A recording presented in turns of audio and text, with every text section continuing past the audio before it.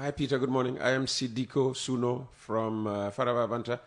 The Gambia government should know this. Our imams and journalists have the right to speak the truth based on Islam and journalism about corruption and mismanagement and public funds in public institutions and not disrespect anyone. Do you think the president was disrespecting the imams? No, he would never do that. By trying to tell them how to preach? He would never do that, and that was never his intention, and he never even said that. What the president was saying was very clear, that currently we have a free press regime in this country. The press is free. They are not being intimidated.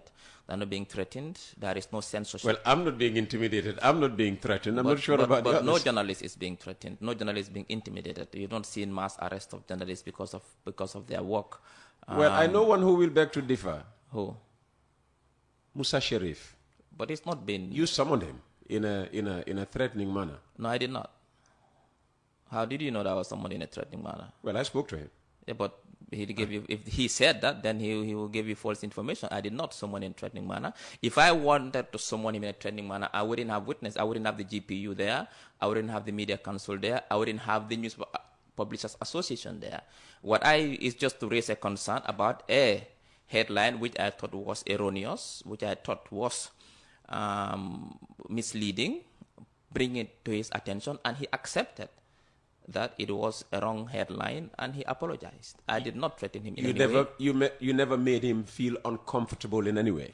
Well, that would not be my intention, and I would never do that. I just brought something to his attention. It was not your intention, but did you, think that, when he stood in front of you, he panicked a bit? Well, I wouldn't know. He never showed any signs of being panicked. What I can say is that we have a right to raise issues that we have a concern with when it comes to reporting, when we think it is misleading or erroneous as a government. Now, what is important is that there is no case of censorship in this country. And I've said it before, and I've seen people questioning why I said that no journalist has been put in prison, imprisoned to mile 2 because of his work since President Barrow came to power. And that is the fact. Yes, journalists have been called for questioning, to answer questions for particular headlines, yes, but no journalist in this country under the leadership of His Excellency the President has been taken to mile 2 for doing his or her job. It doesn't happen. It has not happened, and it will not happen. So what I'm trying to tell you is that the President has a right to raise concerns when he thinks that see, let's be fair, Peter. When journalists see, they have a right to criticize the President for his actions or inactions or his statements.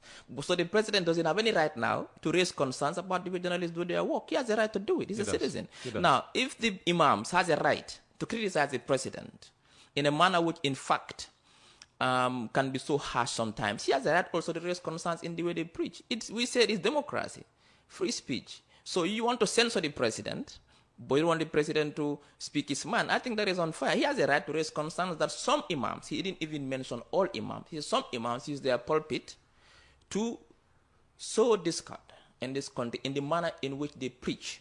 Now, we rely on people who have a huge platform to preach peace in this country. Even if where you see the government is not functioning properly, where you see that's the way you package your message in a manner in which you can drive your point home at the same time maintaining the peace.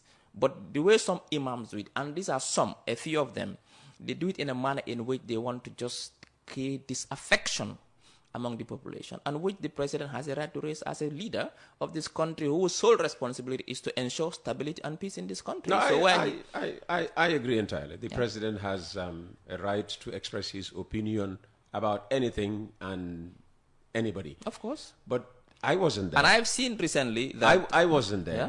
Did he suggest that if this continued, there was going to be action? That's where the problem No, he never comes. said that. He never said that. He said, in fact, we are lucky in the Gambia. That's what he said. I'll quote him. He said, we are lucky in the Gambia that imams, their khutbahs are not controlled. And he gave example. There are other countries where imams' khutbahs are controlled. In some other countries, that is a fact. Imams will have to submit their khutbahs to an agency to vet before they go onto the pulpit to do it. But in Gambia, it's free. So he just pointed it out with no intention ever to subject imams in this country to those same conditions. Peter, we've had His Excellency as President for almost 8 years. Give me a yes or no. Yes, I can tell you with certainty with no intention He of had no ever intention, subjecting and them he would never to the have same an intention. conditions. Look, Peter, we've been having this. The president has been in with us for 8 years. We know now the It kind doesn't of mean that person he is. cannot change tomorrow. No, I mean, listen, you see, Peter, Jiko, 8 years, Dokumananoba. We've seen the president is not that type of president. He doesn't have the temperament. He doesn't have the intention. But some people believe he does have. No, he doesn't. No, he does have dictatorial tendencies. No way, Peter. Listen, I've worked with him very closely, and I know I can guarantee. For how long? You, Only from last year. No, but I can guarantee you, even before I started working with him, he never had dictatorial tendencies. Do for saying it, Bobo. No, he will. With all that you said about him in the past. I never called him a dictator. But anyway, I wouldn't go back to that. But it's not important. What is important is that the president, His Excellency Adama Barrow, is not the type who would transform himself into a dictator. He would never censor imams or the press. That is not in his nature. And he believes in democracy. He's a Democrat, and he wouldn't do anything to destroy his legacy. He would want to, in fact, instead consolidate his legacy in someone who promotes democracy in this country. He would never do that. And I think people misunderstood him. What he was saying is that in the Gambia, at least we are lucky that the imams are not censored, that in other countries imams are censored, but his intention is never to bring that to the Gambia. He would never do that.